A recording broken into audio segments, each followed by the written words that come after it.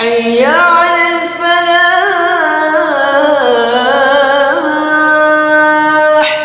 حضرت عائشہ رضی اللہ عنہ فرماتی ہیں ایک عورت روتے پیٹتے بہت بری حالت میں میرے پاس پہنچی، کہنے لگی رسول اللہ صلی اللہ علیہ وسلم کہاں ہیں؟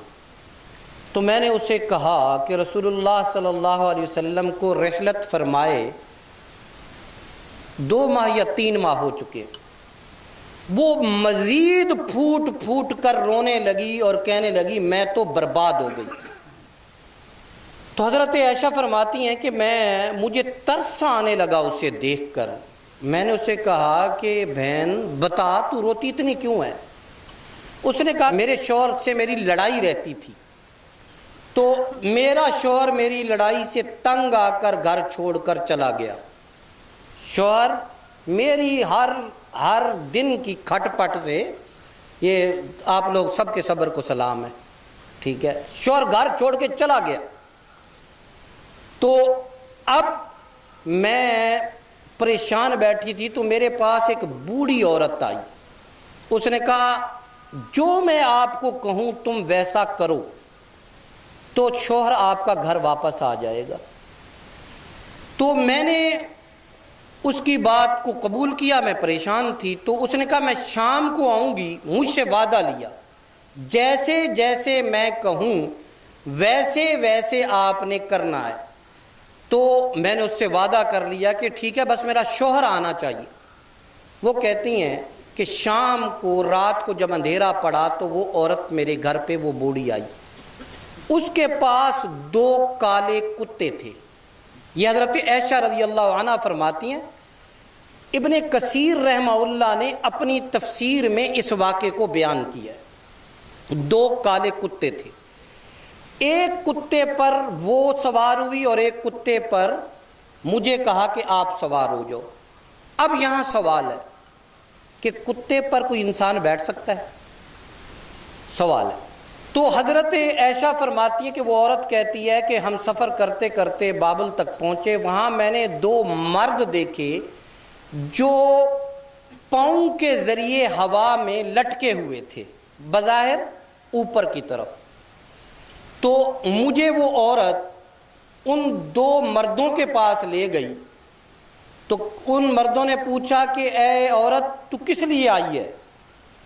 تو میں نے کہا کہ میں اس لیے آئی ہوں کہ میرا شوہر گھر سے غائب ہے، گھر واپس آ جائے۔ ہماری بہنیں بھی جاتی ہیں کہ جی شوہر میری کوئی نہیں مانتا۔ مولوی جی کوئی تویز ہے قاری صاحب؟ ایسا تویز کہ شوہر میری ساری باتیں مانے، یہ ساری باتیں اپنی ماں کی مانتا ہے، میری کوئی بات نہیں سنتا، تویز دے دو۔ وہ کہتا ہے کون سے والا تویز؟ ریٹ 1500 والا، 2000 والا، 5000 والا؟ تویز دوں گا 10,000 والا۔ شوہر بالکل محبوب راتوں رات قدموں میں، ٹھیک ہے۔ یہ آپ نہیں پڑھتے پاکستان کی دیواروں پہ لکھے ہوئے اشتہار کہ بنگالی بابا تویز ایسا کرے گا کہ محبوب قدموں میں؟ واہ قوم واہ! اور یہ سارے بنگالی بابے ڈھونڈ رہے ہوتے ہیں کہ جی تویز لیں اور محبوب قدموں میں، اور وہ بیچارہ تمہارا انتظار کر رہا ہوتا ہے۔ وہ محبوب قدموں میں لانے کی بجائے خود تویز کر کے دولت قدموں میں لائے نا، تم سے کس لیے مانگتا ہے؟ یہ جو شیطان اتنی جو طاقت رکھتا ہے تو وہ دولت کا خود انتظام کرے، آپ کی دکان کی برکت کے لیے وہ عمل کر کے دے گا۔ میں آپ کو وظیفہ بتاؤں گا انشاءاللہ العزیز۔ اگر واقعتاً کوئی میری مسلمان بہن یہ سمجھتی ہے کہ شوہر اس کی حق تلفی کرتا ہے، میں یقین مانے کچھ ایسے، یعنی میرے پاس کئی ایسے مریض آئے، پوچھا انہوں نے۔ ایک بہن ہماری بہت پریشان تھی، کہنے لگی کہ میرا شوہر انگلینڈ میں ہے، مجھے اس نے واپس بھیج دیا اور مجھے یقین ہے کہ وہ مجھے طلاق دینے والا ہے۔ تو میں نے کہا بہن جی آپ بالکل پریشان نہ ہو، انشاءاللہ وہ طلاق نہیں دے گا۔ اس نے کہا کہ اس کی والدہ، والد، بہنیں، پورا خاندان میرے خلاف ہے، اب طلاق ہوگی۔ میں نے کہا طلاق نہیں ہوگی انشاءاللہ، اور یہ خود بلائیں گے، آپ کو نہیں کہنا پڑے گا، ایک دن کال آئے گی کہ آپ تیاری کرو۔ تو انہوں نے پوچھا کہ وظیفہ بتائیں۔ بتا دوں یا پہلے تھوڑے تھوڑے پیسے جمع کراؤ؟ ہاں جی، ہاں دیکھو بھائی، کیوں تمہیں مفت دے دوں، جلدی جلدی کہتے ہو ہاں بتاؤ، کیوں بتاؤں بھائی؟ نہیں بتاتا، جس نے پوچھنا ہو وہ کل ٹائم لے کر آئے، ٹھیک ہے؟ اچھا ابھی سے ادا کرتے۔ دیکھو جی، آپ یقین مانو، اور صرف اتنا نہیں، کسی نے قرض آپ سے لیا ہے اور وہ پیسے ادا کر سکتا ہے، نہیں دے رہا، یہی وظیفہ کرو، دے گا۔ میں تھوڑا بڑھ کے کہہ رہا ہوں صرف سمجھانے کے لیے، وہ نہیں، اس کا باپ بھی دے گا، ٹھیک ہے؟ پورے یقین کے ساتھ کہہ رہا ہوں، کسی ظالم سے کسی مظلوم کو خطرہ ہے، یہ وظیفہ کرو، ظالم اس کے قدموں میں آ کے بیٹھے گا۔ اور وہ وظیفہ کیا ہے؟ وظیفہ اس کا کارگر ثابت ہوگا جو 5 وقت کی نماز پڑھے گا، ٹھیک ہے؟ ایسے وظیفے جو میں بتاؤں گا ویسے کارگر ثابت نہیں ہونے والا کہ اب چہرے سب کے چمکنے لگے کہ خزانہ ہاتھ آنے لگا ہے، واقعتاً خزانہ ہے۔ اگر بگڑے کام نہ بنے، آپ 5 وقت کی نماز کے ساتھ وظیفہ کریں، 41 دن تک کم از کم، اور 4 ماہ تک زیادہ سے زیادہ یہ کام ہوگا انشاءاللہ۔ میں نے اس بہن کو بتایا کہ یا سبوح یا قدوس یا غفور یا ودود، یا سبوح یا قدوس یا غفور یا ودود، یہ 313 مرتبہ کریں پوری توجہ کے ساتھ، اور پھر مالک کو بلا کر ہاتھ اٹھائیں اور خیر اللہ سے مانگیں۔ آپ یقین مانیں، ابھی 41 دن گزرے نہیں تھے کہ ان کے گھر سے کال آئی کہ انگلینڈ سے کال آ گئی ہے کہ آپ تیاری کرو، ہم ٹکٹ بھیج رہے ہیں، ٹھیک ہے؟ پھر اس بہن نے ادھر سے مجھے پیغام بھیجا کہ اب کیا کرنا ہے؟ میں نے کہا وظیفہ جاری رکھو، اب ان کی بہنیں بھی، ان کی مائیں بھی آپ سے محبت کریں گی۔ اور ایسے کئی جگہ پر اس طرز کے مسائل میں یہی وظیفہ بتایا۔ یہ سارے نام کس کے ہیں؟ اللہ کے، یا سبوح یا قدوس یا غفور یا ودود، 313 مرتبہ کریں پوری توجہ سے، مصلی پہ بیٹھ کے، 5 وقت نماز پڑھ کے، باوضو ہو کے، قبلے کی طرف رخ کر کے، کوئی بھی ٹائم مقرر کر کے کریں، انشاءاللہ آپ کے سارے کام سیدھے ہوں گے انشاءاللہ۔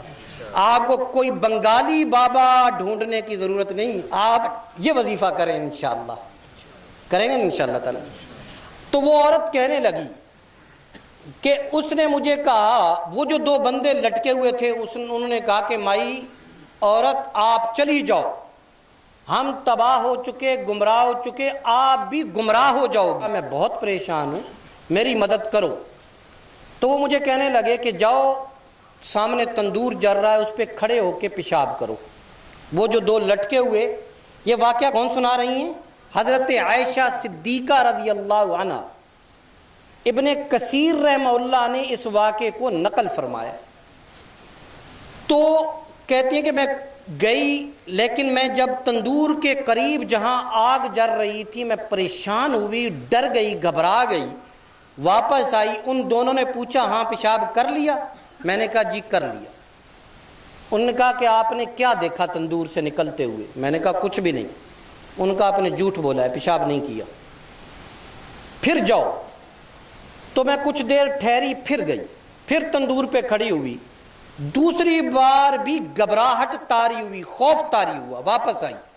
پھر میں نے ان کو کہا کہ میں نے پیشاب کر لیا، تو انہوں نے کہا کہ کچھ دیکھا ہے؟ میں نے کہا کچھ نہیں۔ انہوں نے کہا تم پھر جھوٹ بول رہی ہو۔ تیسری مرتبہ لٹایا اور میں نے جا کر اس تندور پہ کھڑے ہو کر پیشاب کیا۔ جب میں نے پیشاب کیا تو میرے جسم سے مجھے ایک گھوڑ سوار جس نے گلبند پہن رکھا تھا، خوبصورت سا، نکل کے آسمانوں کی طرف جاتے نظر آیا۔ میں واپس آئی، ان دونوں نے پوچھا کہ آپ نے کیا دیکھا؟ تو میں نے بتایا۔ ان دونوں نے کہا کہ اب وہ جو ایمان تیرے وجود میں تھا وہ نکل کے آسمانوں کی طرف چلا گیا ہے، اب ایمان تیرا ختم ہے، اب تیرا سارا کام ہوگا۔ یہ کہہ کر وہ خاموش ہو گئی۔ حضرت عائشہ رضی اللہ عنہ فرماتی ہیں میں چپ رہی پھر میں نے اس سے سوال کیا کہ کچھ اور آپ نے دیکھا؟ کہتی ہیں کہ بالکل، انہوں نے گندم اٹھائی اور گندم زمین پہ ڈالی اور کہا کہ پودا بن جا، تو میری آنکھوں کے سامنے پودا بن گیا۔ پھر انہوں نے کہا کہ کٹ جائیں پودے، فصل کٹ جائے، فصل کٹ گئی۔ پھر کہا کہ یہ دانے پس کے روٹی بن جائیں، میری آنکھوں کے سامنے وہ روٹی بن گئے۔ انہوں نے مجھے کہا جائیں آپ کے ایسے کام ہوں گے۔ پھر اس عورت نے کہا حضرت عائشہ رضی اللہ عنہا سے کہ اب آپ بتائیں۔ حضرت عائشہ فرماتی ہیں کہ میں خاموش رہی کیونکہ مجھے کچھ پتہ نہیں تھا۔ میں نے بہت سارے صحابہ سے پوچھا تو صحابہ بھی خاموش ہو جاتے تھے یہ واقعہ سن کر۔ البتہ اتنا کہا کاش تیرے ماں باپ آج زندہ ہوتے تو تیری یہ پریشانی ختم ہو جاتی۔